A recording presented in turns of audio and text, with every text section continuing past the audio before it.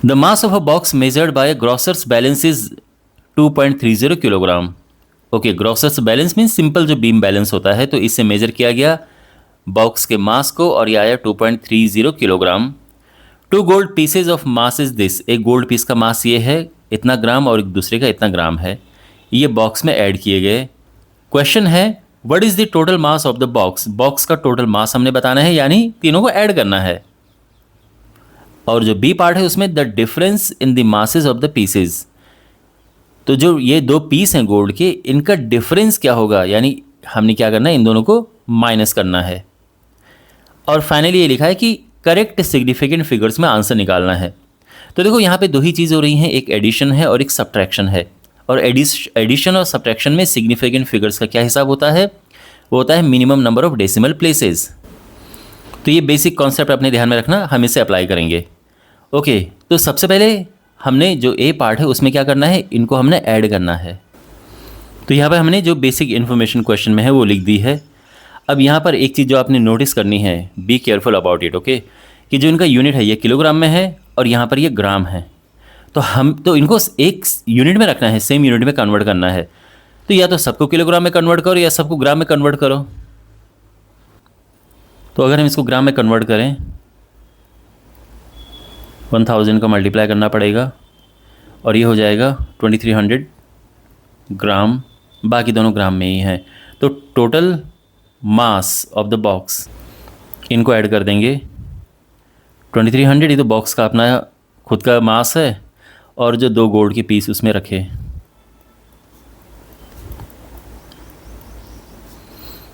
और ये प्लस करेंगे तो ये आ जाएगा 2300 2340.32 इतना ग्राम।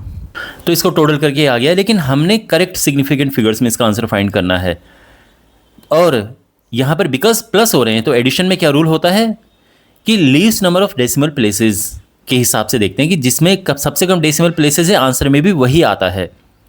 अब आप इनमें देखोगे तो सबसे कम डेसिमल प्लेसेस इसमें है, इसमें कोई भी डेसिमल प्लेस नहीं है, इसमें दो हैं, इसमें दो हैं, तो आंसर आएगा 0 डेसिमल प्लेस में। तो इसका मतलब ये है कि ये हम हटा देंगे।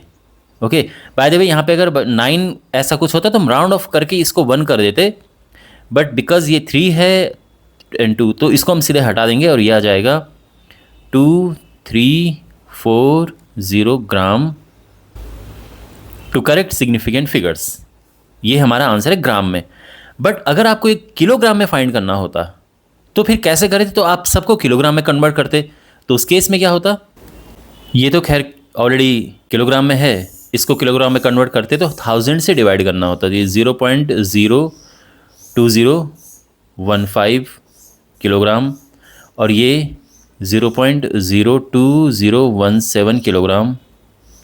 टोटल मास के लिए इनको ऐड करेंगे हम 2.30 किलोग्राम प्लस 0.02015 किलोग्राम प्लस 0.02017, इन्हें प्लस करेंगे तो ये आएगा 2.34032 इतना किलोग्राम।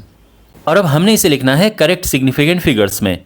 तो ये एडिशन हो रहा है और एडिशन में प्लस करने में हम देखते हैं least number of decimal places. तो इसमें 2 डेसिमल प्लेसेस हैं, इसमें 5 और इसमें 5, तो सबसे कम डेसिमल प्लेसेस हैं इसमें 2, तो आंसर आएगा 2 डेसिमल प्लेसेस तक। तो बेसिकली ये आंसर आएगा 2.34 किलोग्राम। और इस तरह से हम ये लिख देंगे कि two correct significant figures, and in my opinion ये ज़्यादा बेटर है। तो आप डायरेक्ट इसको किलोग्राम में कन्वर्ट करें, इस तरह से लिख दें, दिस इज़ बेटर। ओके, हालांकि ये भी ठीक है वैसे, बट दिस इज़ बेटर।